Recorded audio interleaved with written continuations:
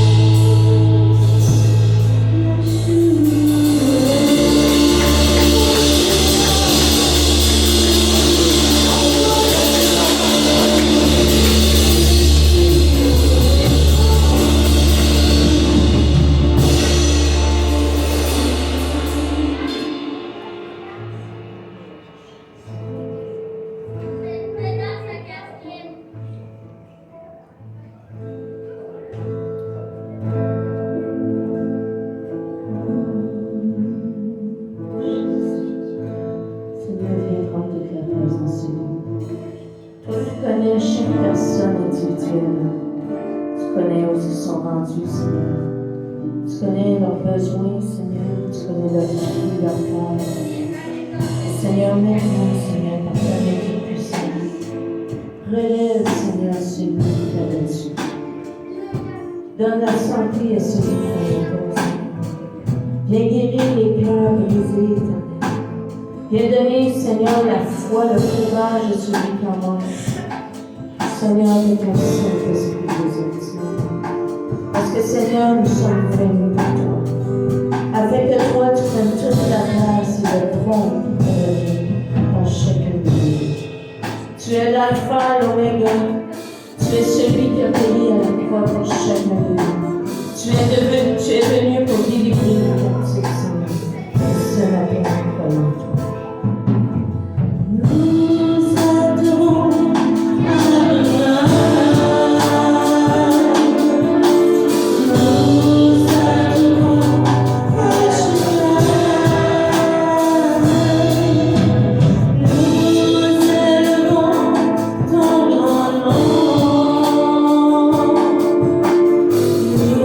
To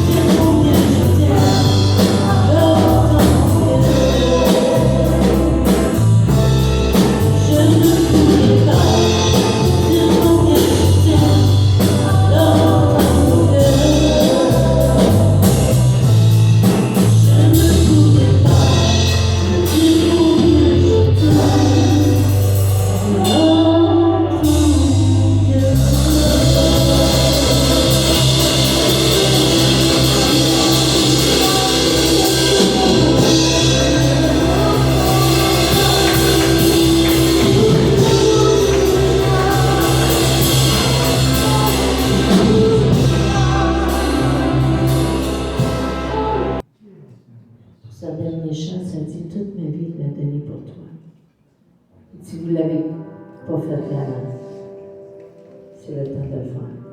Lorsqu'on va chanter, que tu puisses juste déposer votre vie à ses pieds et entendre les larmes. Toute ma vie, la donner pour toi. Toute ma vie, au pied de la croix. Toute ma vie, marcher dans tes voies. Toute ma vie, rester près de toi. Et même si la tempête t'aura et que les vents me font perdre le courage, je m'appuie sur le rocher. Aucune montagne ne pourra m'arrêter. Toute ma vie, la vie pour toi. Toute ma vie, au milieu de la croix. Toute ma vie, marcher dans tes voies. Toute ma vie, rester près de toi. Et même si la tempête t'arrache et que les vents me font perdre le courage, je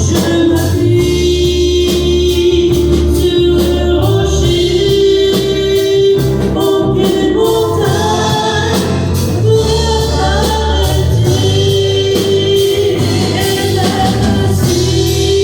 Aucune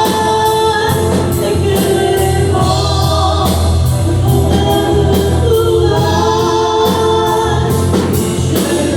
Et même si la tempête terrasse et que les vents me font perdre le courage, je m'appuie sur le rocher. Aucune montagne ne pourra m'arrêter. Et même si la tempête Ce matin, je veux vous apporter le message le plus important de la parole de Dieu. Savez-vous c'est quoi le message le plus important? Pour moi, pas parce que j'ai fait un message important, là. Parce que j'ai pris quelque chose d'important dans la parole de Dieu, c'est ce qu'il y a de plus important dans la parole de Dieu. Hein? L'amour de Dieu et de son prochain. Il y en a sûrement qui vont l'apporter mieux que moi, mais c'est un message important. L'amour de Dieu et de ton prochain. Et pourquoi c'est le plus important? C'est que tout simplement, parce que c'est écrit dans la parole de Dieu, parce que c'est le Seigneur qui le dit. Si nous allons dans Matthieu, par exemple, le chapitre 22, le Seigneur lui-même le dit. Il dit, un docteur de la loi lui demande pour éprouver Jésus. Maître, quel est le plus grand commandement de la loi? Jésus lui répondit, tu aimeras le Seigneur ton Dieu de tout ton cœur, de toute ton âme et de toute ta pensée. C'est le premier et le plus grand commandement. Et voici le second, qui lui est semblable. Tu aimeras ton prochain comme toi-même. De ces deux commandements dépendent toute la loi et les prophètes. Toute la loi et les prophètes. Et même, tous les apôtres s'en sont mêlés. Hein? Bon, même l'apôtre Paul s'en mêle ici dans 1 Corinthiens chapitre 13, versets 1 à 2. Quand je parlerai les langues des hommes et des anges, et si je n'ai pas l'amour, je suis un airain qui résonne, ou une cymbale qui retentit. Et quand j'aurai le don de prophétie, la science de tous les mystères et toute la connaissance, quand j'aurai même toute la foi jusqu'à transporter des montagnes, si je n'ai pas l'amour, je ne suis rien. C'est rare. Les gens entendaient pour la première fois des choses comme ça, lorsque Jésus est venu sur la terre, et de la part des apôtres aussi. Imaginez, quand bien même vous parleriez, je ne sais pas, il y a 45 langues dans le monde, quand bien même vous parleriez, c'est 45 langues, 50 langues, peu importe. Quand bien même vous auriez tous les doctorats possibles à l'université, quand bien même vous seriez le plus intelligent de la terre, peu importe, si vous n'avez pas l'amour, vous n'êtes rien, absolument rien.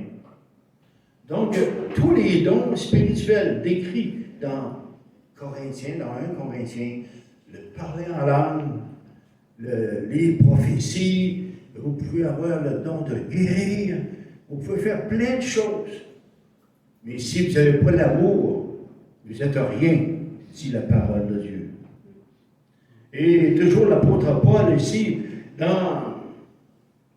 toujours dans l'évangile, pas dans l'évangile, mais en 1 Corinthiens chapitre 13, verset 13, il dit, maintenant, donc ces trois choses demeurent, la foi, l'espérance et l'amour. Mais la plus grande de ces choses, c'est quoi? C'est l'amour. Amen. Donc, là, aujourd'hui, pour expliquer c'est quoi l'amour du prochain, naturellement, j'ai trouvé que la meilleure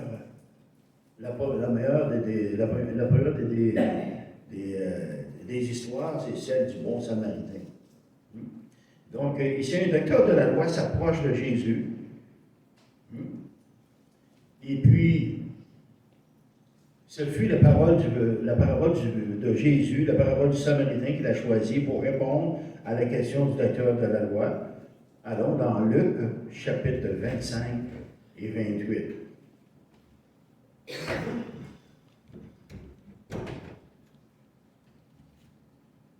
On va le lire là. Hein? Alors, un docteur de la loi se leva et dit à Jésus, pour l'éprouver, Maître, que dois-je faire pour hériter la vie éternelle? Jésus lui dit, qu'est-il écrit dans la loi? Qui lis-tu?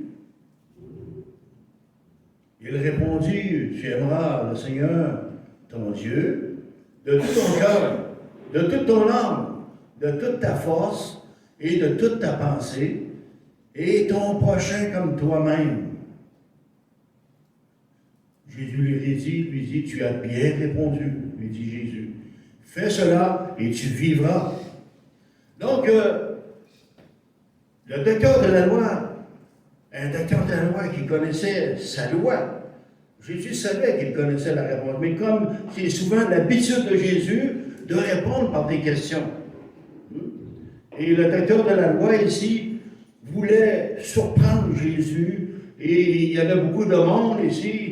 C'était un peu comme un débat, puis il ne fallait pas qu'il perde un débat, lui, le petit charpentier de Nazareth, qui montait les cordes de porte avec son père, qui n'a pas d'études, qui n'a pas de cours biblique, devant ce grand docteur de la loi. Il ne fallait pas qu'il perde la face.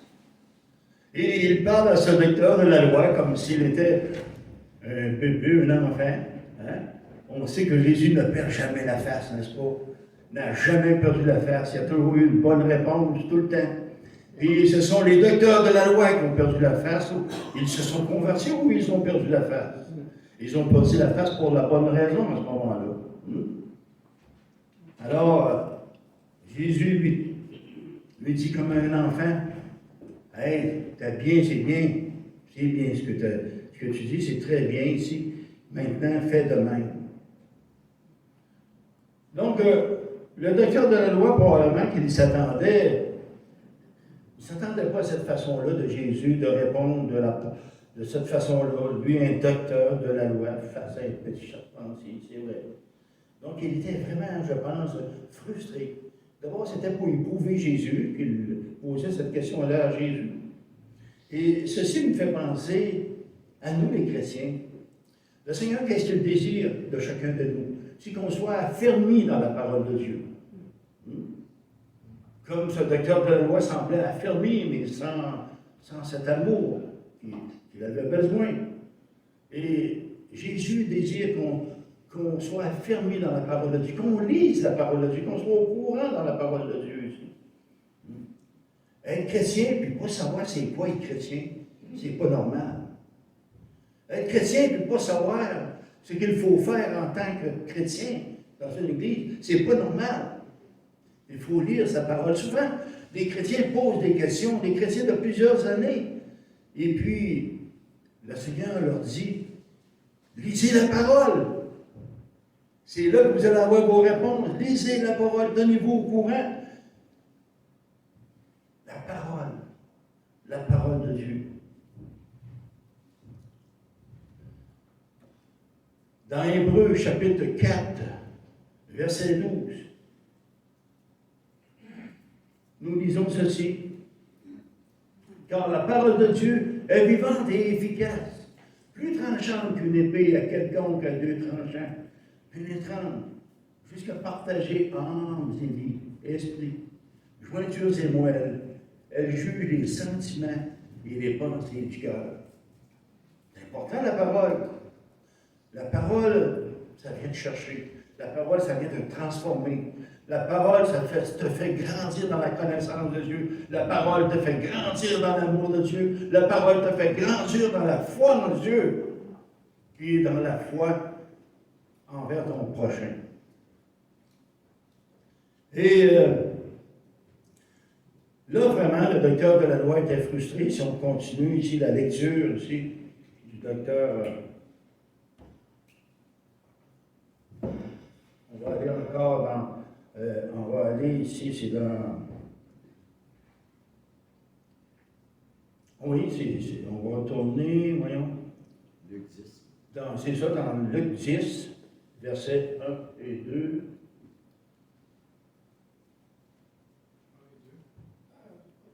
Alors, c'est le docteur de la loi ici qui veut se justifier. Il est vraiment, là, il se sent humilié. Et là, il y a une autre question qui vient à son esprit. Une question qui, en principe, devrait mettre Jésus dans l'embarras. Et qui est assez spéciale. Donc, verset 29. Mais lui, voulant se justifier, il dit à Jésus, « Et qui est mon prochain? Et qui est mon prochain? » Donc, cette question-là sur le prochain était très importante pour les Juifs. Pourquoi? Parce que dans leur façon de voir le prochain, leur façon de voir le prochain était différente de celle que Jésus semblait avoir de voir son prochain. Alors, il pensait piéger Jésus par cette question. Et dans leur loi, on parlait du prochain aussi. On parlait de comment faire, comment agir envers le prochain. On va aller voir ça, si vous voulez bien, dans Lévitique, chapitre 19, versets 16 à 18.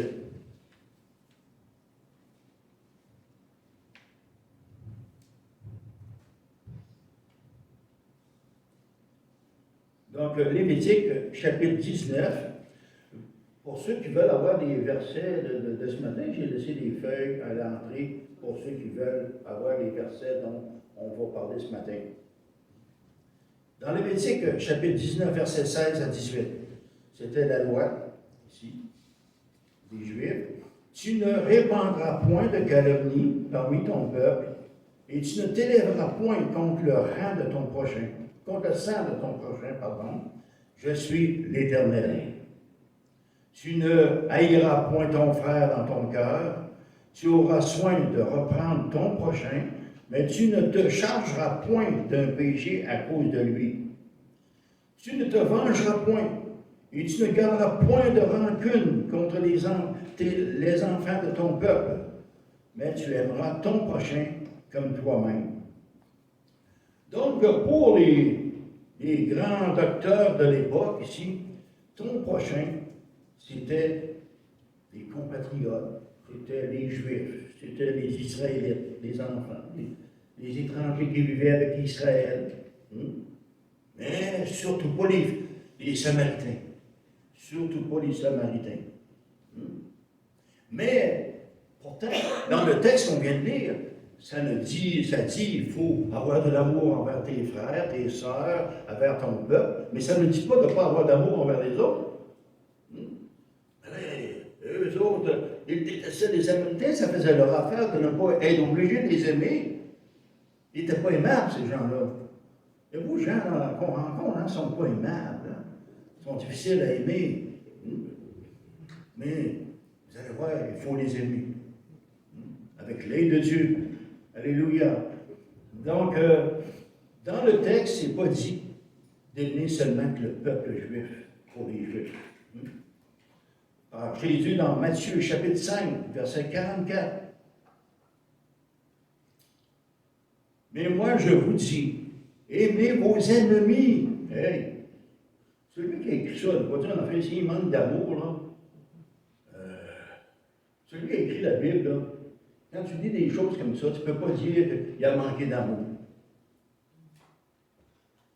Aimez vos ennemis, priez ceux qui vous maudissent, pour ceux qui vous maudissent, faites du bien à ceux qui vous haïssent, et priez pour ceux qui vous maltraitent et qui vous persécutent. Priez pour ceux qui vous maltraitent et vous persécutent. Je ne le sais pas faire, moi, lui, là, je l'ai assez, lui, là. Il m'a maltraité toute ma vie. S'il pense que je vais lui témoigner le Seigneur, jamais. Hein? On a de la misère. Donc, mais pourquoi les Samaritains et les Juifs se détestaient à ce point? On peut appeler ça ici une chicane doctrinale. À un moment donné, les Samaritains ici, qui se disaient descendants de Jacob, ne reconnaissaient pas tout l'Ancien Testament. Ils reconnaissaient seulement le Pentateuque, les 5 premiers livres de la Bible. Donc le Talmud, pour ceux qui aiment mieux. Hein? Les 5 premiers livres de la Bible, le Genèse, l'Exode. Donc, Deutéronome, Lévitique, ça c'est les 5 premiers livres. Ils reconnaissaient seulement ces 5 livres-là. Puis, donc, il y avait des discussions vives avec les Juifs, et puis ça a été une division. Ils se sont mis à se détester, ils se sont mis à se diviser juste à cause de cela. Une doctrine. Donc, les Samaritains vivaient sur un mont, le mont Garizim. Ils avaient construit un temple sur ce mont, et ils croyaient que c'était le seul endroit où on pouvait louer Dieu, qu'on pouvait rencontrer Dieu, dans leur temple, sur le mont Garizim. Alors que les Juifs, eux, c'était le temple de Jérusalem. Puis cette haine-là, cette hostilité-là se serait envenimée, frères et sœurs, à la suite d'une profanation du temple de Jérusalem par les Samaritains, lorsqu'ils auraient jeté des ossements humains à la porte du temple. Oh mon Dieu, ils se sont détestés comme je vais dire. Hey, penses-tu que je vais les aimer, les autres? Penses-tu que ça va être je vais faire de ces gens-là mes prochains? Donc, Alors, cette question, qui est mon prochain, était vraiment pour mettre Jésus dans l'embarras.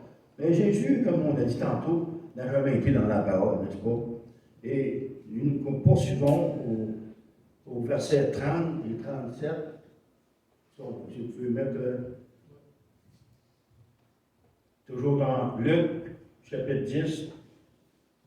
Jésus reprit la parole, il dit, un homme descendait de Jérusalem à Jéricho. Pourquoi descendait de Jérusalem à Jéricho? Ça descendait. Hein? Donc, ça veut dire que Jérusalem était plus haut sur une montagne, et puis c'est géographique l'affaire. Donc, il descendait pour le pays. Jéricho était comme au niveau de la mer, même en bas du niveau de la mer. Et dans les montagnes, les Romains avaient fait comme une route, une petite route dans les montagnes. Et ils avaient construit cette route-là, une route étroite, ici près du Jourdain, non loin de la mer Morte, ici. Il y avait à peu près 29 kilomètres qui séparaient Jérusalem de Jéricho. Donc, les habitants de la région l'avaient surnommé cette route-là la route sanglante. Parce que dans cette route-là, il y avait des bandits qui se tenaient là, des voleurs qui se cachaient dans ces montagnes-là, puis attaquaient les voyageurs. Donc, il était fréquent que des hommes se fassent attaquer sur cette route sanglante. Donc, on va continuer notre lecture. Il dit, un homme descendait de Jérusalem à Jéricho. Il tomba au milieu des brigands qui le dépouillèrent, le chargèrent de coups et s'en allèrent le laissant à demi-mort. On continue. Un sacrificateur qui, par hasard, descendait par le même chemin, ayant vu cet homme, passa outre. Encore? On continue? Oui. OK. Un Lévite qui arriva aussi dans ce lieu, l'ayant vu, passa outre. Mais un Samaritain qui voyageait, étant venu là, fut ému de compassion lorsqu'il le vit. Il s'approcha et banda ses plaies en y versant de l'huile et du vin, et puis le mit sur sa propre monture, le conduisit à une hôtellerie et prit soin de lui. Le lendemain, il tira 2 deniers, les donna à l'autre et dit, « Aie soin de lui, et ce que tu dépenseras de plus, je te le rendrai à mon retour. » Et Jésus pose cette question au docteur de la loi. Lequel de ces 3 te semble avoir été le prochain de celui qui était tombé au milieu des briquets? Et de répondre, c'est celui qui a exercé la miséricorde envers lui, répondit le docteur de la loi. Et Jésus lui dit, va et toi, fais de même.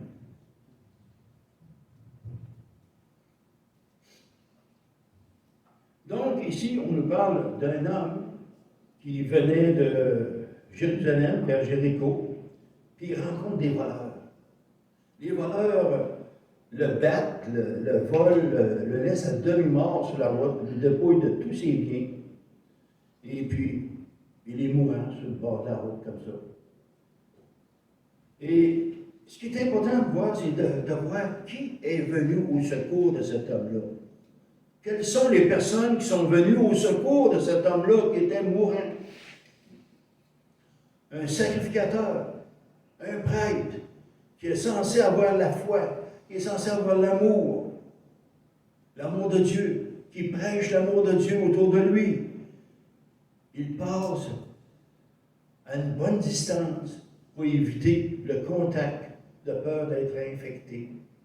Parce que la loi juive disait qu'il leur était interdit de pratiquer le culte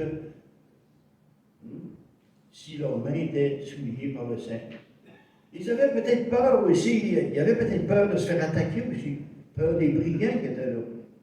Ça nous arrive-tu d'avoir peur des fois? Ça arrive des fois, C'est-tu un piège? Le Lévite, un homme de loi qui est censé avoir de l'amour et de la foi, il passe à bonne distance lui aussi. Ils ont peut-être peur encore de lui aussi, peut-être qu'il a peur d'être attaqué. Mais ces deux hommes-là, frères et sœurs, c'était des hommes respectables. C'était des hommes qui prêchaient l'amour de Dieu, qui avaient une bonne éducation, qui avaient été à l'université rabbinique. L'université rabbinique. Ils connaissaient les lois de Dieu, pourtant, puis l'enseignement qu'il donnait au peuple. Mais ils ne s'arrêtent pas pour prendre soin du mourant sur le bord de la route. Ils ne s'arrêtent pas, ils passent même très loin de ce brigand au bord de la route. Peut-être qu'il y avait un rendez-vous, puis ils disaient, hey, on va être en retard à notre rendez-vous. Peut-être qu'ils se sont dit, on ne sait pas qu'est-ce qui peut arriver. On ne doit pas toucher, ce n'est pas de nos affaires. C'est un étranger. On ne nous dit pas si c'est un Samaritain ou un Juif qui a été blessé comme ça. Mais c'est un homme sur le bord de la route, à moitié mort. Puis, ce qu'on voit ici, c'est que la loi seule est incapable de sauver le voyageur. C'est bon la loi, les lois sont bonnes. Elles ne sont pas toutes bonnes, mais c'est bon d'avoir des lois. Mais une loi, ça n'a pas de sentiment. Ça n'a pas d'émotion, une loi. Ça n'a pas d'empathie, une loi. Sans l'amour, des fois la loi là, est inutile. Ça prend de l'amour pour exécuter, faire certaines choses, certaines actions, des fois. Ça prend plus que la loi.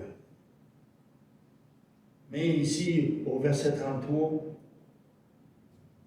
on nous parle d'un Samaritain qui voyageait, qui fut ému de compassion lorsqu'il vit le blessé. Imaginez, Jésus parle à un docteur de la loi, prétentieux, qui pense prendre Jésus en défaut, qui se pense mieux que les Samaritains, qui se pense à la hauteur. Et puis là, Jésus lui raconte une histoire. Le héros, c'est pas un Juif, c'est un Samaritain. Quelqu'un qui le déteste, un rejeté de la société, un étranger, un mécréant, un hors-la-loi, un profanateur. Toutes ces choses-là dans le cœur des Juifs par rapport aux Samaritains, rejetés, ils rejettent la vérité de Dieu selon les Juifs. Et il faut donc que Jésus prenne cet homme-là comme le héros de son histoire en plus. Il devait jubiler dans son cœur, le docteur de la loi, dans son cœur, hein? Ça devait brasser. Et cet homme, a-t-il eu peur de l'homme à terre? Est-ce qu'il a eu peur de voir cet homme-là à terre?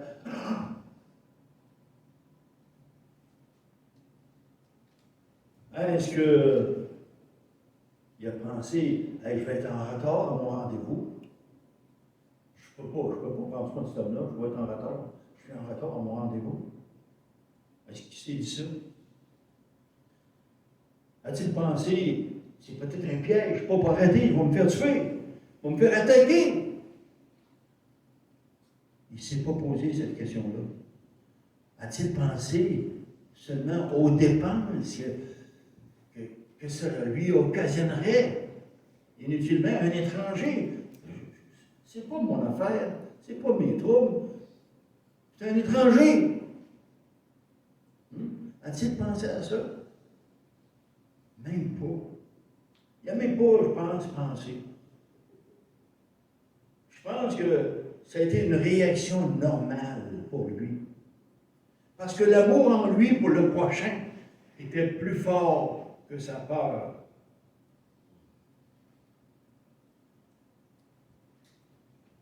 L'histoire nous montre un homme qui se lance immédiatement à l'action, sans réfléchir, qui ne regarde pas s'il y a des personnes qui le surveillent, qui pourraient l'attaquer, rien de ça. Ça me fait penser un peu à Simon qui témoignait au moteur. Hein?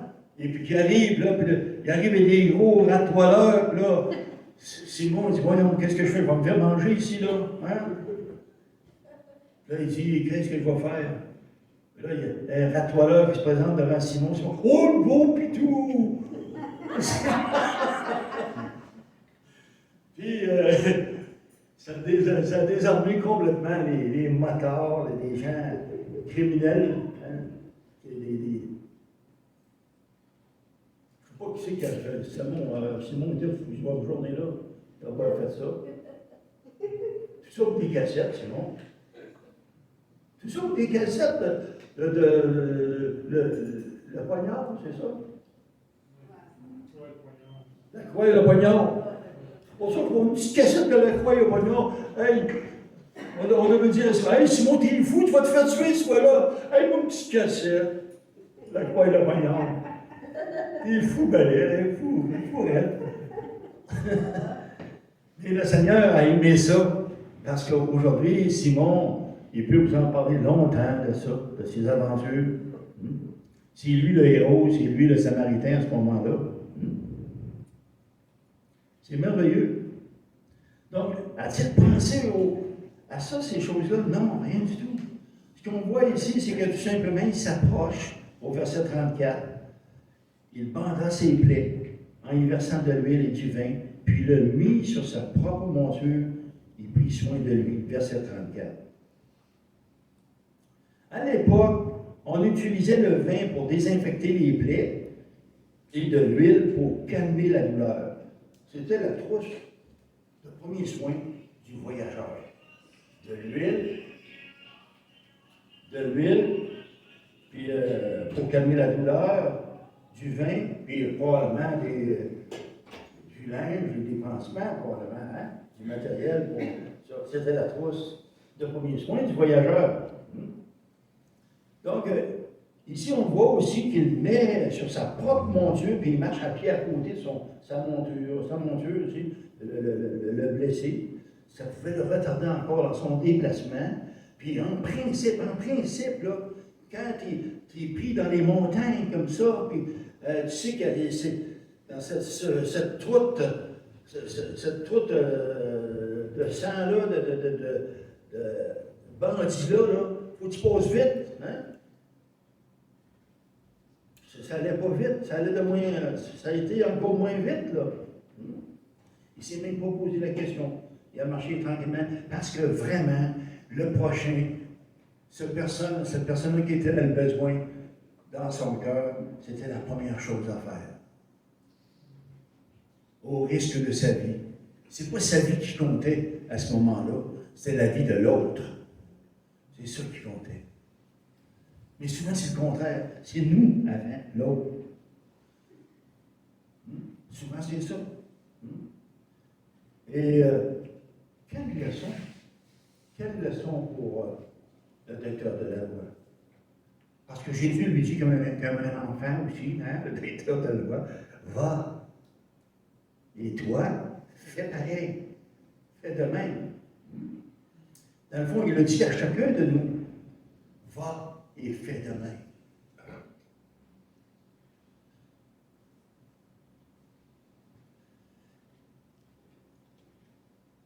Quelle est pour nous l'implication ce matin de cette histoire aussi?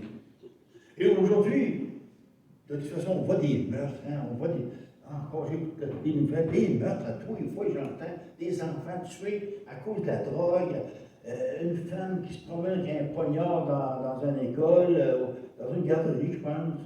Oh mon Dieu, les guerres en Ukraine, la Russie, tout ça. Il n'y a pas trop d'application du prochain là-dedans.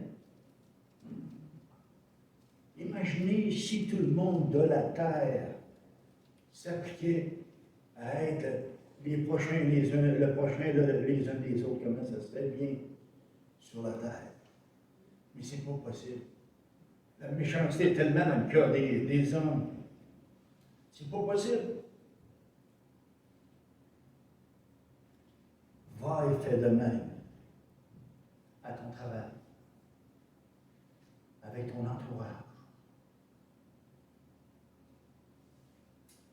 Et toutes les personnes, même celles que tu ne connais pas, les gens que tu n'as pas vus, hein, tu penses pour la ville de Berthier, les gens de la ville de Berthier, tu prends pour le maire, tu pries pour le maire, tu pries pour le gouverneur général, tu pries pour la reine d'Angleterre. Là, et puis là, tu pries pour le prince Charles, le roi Charles, maintenant. Hein? Il est là. Tu pries pour la direction, tu pries pour ton pasteur, tu pries pour ton église.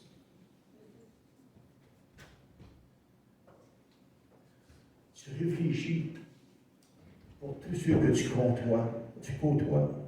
Je ne veux pas te dire obsédé pour ça, là, mais comme un bon cœur, un cœur d'une personne qui aime son prochain, comme lui-même. Est-ce que je pense à ces personnes-là? En réalité, Jésus est en train de montrer quelque chose au docteur de la loi, comme un Samaritain rejeté par les Juifs religieux peut être plus proche du royaume de Dieu, même s'il n'est pas un Juif pieux comme les Juifs, même s'il n'est pas un Samaritain très pieux. Hein? Ben, il est en train de montrer, de démontrer aux Juifs, à ce docteur de la loi, aussi que le Samaritain était plus proche du royaume des cieux que lui. Même s'il était pieux, même s'il connaissait toutes les lois. Ce que le docteur de la loi avait besoin de comprendre ici, c'était qu'il fallait mettre en pratique l'amour, pas juste la loi. C'est qui le prochain? Là, on se rappelle que Jésus pose, c'est-à-dire le docteur de la loi pose à Jésus cette question. Et qui est le prochain? Hein? Autrement dit, qui est celui qui dépend de moi? Hein? Qui est celui, le petit qui dépend de moi? C'est qui? Hein? C'est un peu ça, dans le fond. Hein? Qui est mon prochain? Mais là, Jésus lui répond, lui pose la question autrement, en envers. Il dit, d'après toi, dans l'histoire, qui a été le prochain de celui qui était attaqué? Qui a été le prochain? Là, c'était inversé. Le prochain, c'était plus celui qui était blessé. C'était celui qui est allé auprès du blessé, qui en a pris soin. L'inverse. Qu'est-ce qui m'amène à penser, moi, ici, c'est que, est-ce que ça m'amène à penser, à me poser cette question, est-ce que je me conduis comme un prochain envers les autres?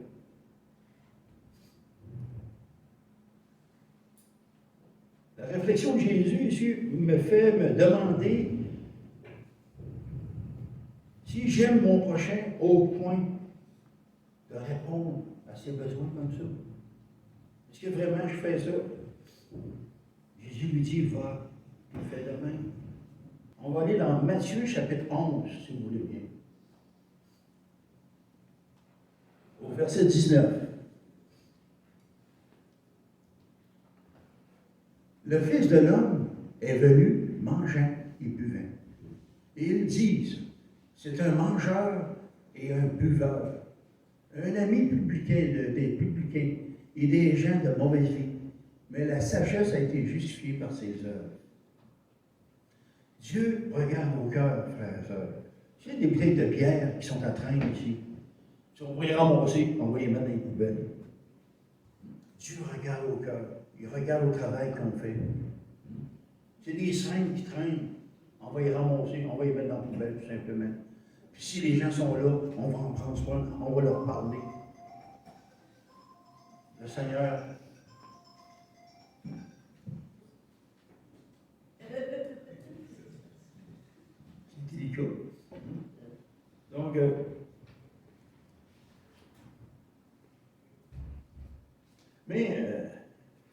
Si je veux finir aussi en disant, par exemple, est-ce qu'on doit donner tout à celui qui nous demande?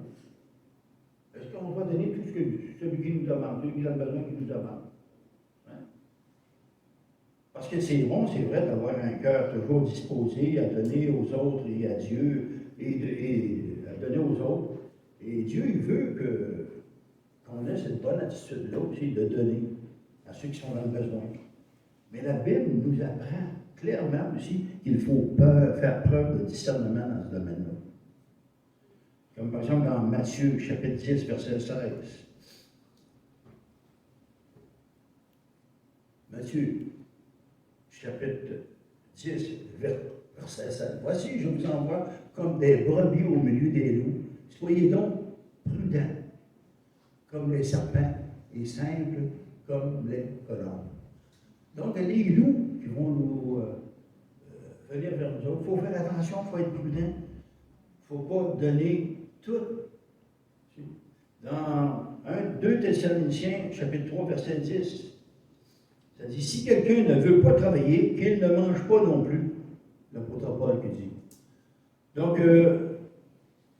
je pense qu'il ne faut pas encourager. Quand on voit quelqu'un qui est paresseux, qui dépend complètement de toi tout le temps, qui veut dépendre, qui est toujours là à quémander, puis il n'avance pas. On ne doit pas l'encourager dans la paresse.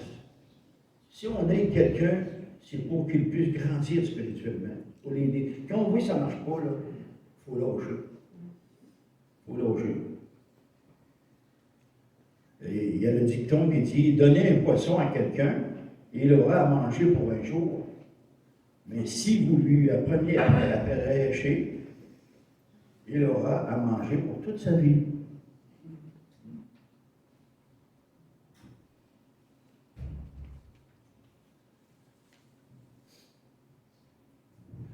Ma femme, à un moment donné, elle s'est engagée auprès d'une femme pour aller la conduire presque toutes les 2 semaines chez le docteur à l'hôpital, puis elle passé la journée avec elle à l'hôpital. Je ne sentais pas d'avancement de ce côté de cette dame-là. Elle amenait son lunch, elle mangeait à côté de ma femme, puis c'était pas un gros merci trop. Là, ma femme salivait, elle roulait, puis elle trouvait ça dur l'hiver. Elle était quand même, ma femme avait 78 ans. Elle avait 79 au fait. Là, je dis, écoute, c'est une jeune femme encore, là, mais quand même. Donc, elle dit, Suzanne, tu n'es pas obligé, là. Il faut qu'elle grandisse, cette personne-là. Il faut lui montrer quelque chose. Si tu ne peux pas lui dire, je vais lui dire, moi. Là, j'ai pris mes renseignements. Ma voisine, elle faisait du transport de personnes comme ça qui allaient à l'hôpital, puis elle passait la journée avec ces personnes-là. Elle était payée pour ça. Il y avait des services comme ça ici à Berthier, un peu partout. Puis il y a l'autobus qui coûte presque rien. Ça. Là, j'en ai parlé à cette personne-là. La personne, elle a très bien grandi. Elle a très bien compris. J'ai dit, nous autres, on veut que tu grandisses. Puis ma femme est fatiguée. Elle ne peut pas faire ça tout le temps. Mais, par contre, s'il y a un besoin qui est pressant, un besoin là, immédiat des fois, là, on est là. Mais on veut que tu grandisses, que tu apprennes à te débrouiller. Donc, il ne faut pas encourager la paresse, le manque d'effort, mais on doit encourager les personnes qui veulent s'en sortir, selon la mesure que le Seigneur nous demande de faire. Et il ne faut pas oublier non plus que, bien souvent, la manière la plus efficace pour encourager quelqu'un, c'est par des encouragements, des bons mots.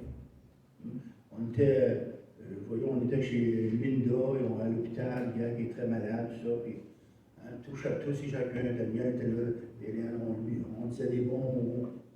Elle voyait qu'on l'aimait, elle voyait l'amour qu'on avait pour elle. Elle était contente qu'on soit là. On sentait qu'elle était contente, en tout cas, de nous voir. Puis, je pense que c'est important, ces choses-là. Puis aussi, des conseils bibliques. Et si les personnes sont prêtes à écouter, la puissance du Saint-Esprit leur permettra des fois de briser ce cercle vicieux de la dépendance des autres.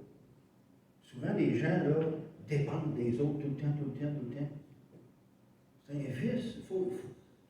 Un frère comme ça, il avait fait une crise d'épilepsie à un moment donné, puis il demandait à un autre frère toujours de faire son taxi tout le temps. L'autre frère lui dit, écoute, tu n'as pas des crises d'épilepsie tous les jours, je peux prendre l'autobus. T'entendais? Il dit, je veux pas que tu dépendes de moi tout le temps. Il dépendait de lui sur tout, puis il aimait ça dépendre. Mais là, aujourd'hui, cet homme, ce chrétien-là, parce qu'on lui a dit, il a grandi, puis il se débrouille. Il se débrouille tout seul. Il faut leur dire, des fois, pour l'aider, le Saint-Esprit va les aider à se relever, à ne pas dépendre des autres. Là où même l'apôtre Paul, il disait, je ne dépendais pas d'aucun de vous. Il leur dit, donnez à ceux qui sont dans le besoin. Il ne dit pas de ne pas de lui donner, mais il dit, je ne dépendais pas d'aucun de vous autres. Vous avez vu, j'ai travaillé. Donc, il ne voulait pas dépendre de personne, l'apôtre Paul. Donc, c'est le but visé pour chaque chrétien, à part que si on est malade, si on n'est pas en santé, aussi, on a un problème dans notre vie, on a besoin de notre frère, on a besoin de notre soeur, on a besoin de nos enfants, de notre famille, on a besoin d'être encouragé. Ça ne va pas toujours bien dans notre vie, mais il faut viser à être autonome spirituellement. Amen. Et probablement que ce n'est pas tout le monde qui sont d'accord avec tout ce que j'ai enseigné. C'est pas grave, je vous aime tous. Puis je vous aime, puis moi je suis content de ce que j'ai enseigné, pareil. Et puis, je me rappelle ici, regardez une autre histoire dont je suis le héros encore ici. Il y a très très longtemps, on faisait du ski alpin, j'étais avec mon beau-frère, lui, j'aimais bien sortir avec lui à l'époque. On n'était pas chrétiens du tout, on ne pensait même pas à Dieu, tout ça. Et puis c'était avec ma voiture, il y avait mon épouse, il y avait ma soeur, son épouse. On s'en allait au Mont-Hébron, faire du ski alpin. Et puis là, il tombait de la belle neige, la route était glissante. Et tout à coup, on voit devant nous autres une petite voiture, une petite coccinelle. Elle vient sur le top. Elle vient sur le top. Là, j'arrête. Là, mon beau-frère, qui était un peu égoïste, là, il dit, hey, on n'est pas pour perdre notre temps, on perd notre journée de ski. Ben voyons, Robert. On ne sait pas, là, ils sont peut-être blessés, ces gens-là, on faut aller voir. Il n'y avait pas le choix, c'est moi, qui avait le volant. Il n'y avait pas le choix. Et puis, on descend de la voiture, on a remis la voiture sur route. C'était un couple. Le garçon qui était là, il nous a aidés, on était trois. La petite Volkswagen, on l'a remis sur les roues, puis il est reparti content, avec une belle voix sur le top, par exemple. Il était content, il montrait sa bosse à tout le monde. Et puis nous autres, on a passé une belle journée de ski. Il y a plus de plaisir à donner qu'à recevoir. C'est des paroles même qui viennent du Seigneur.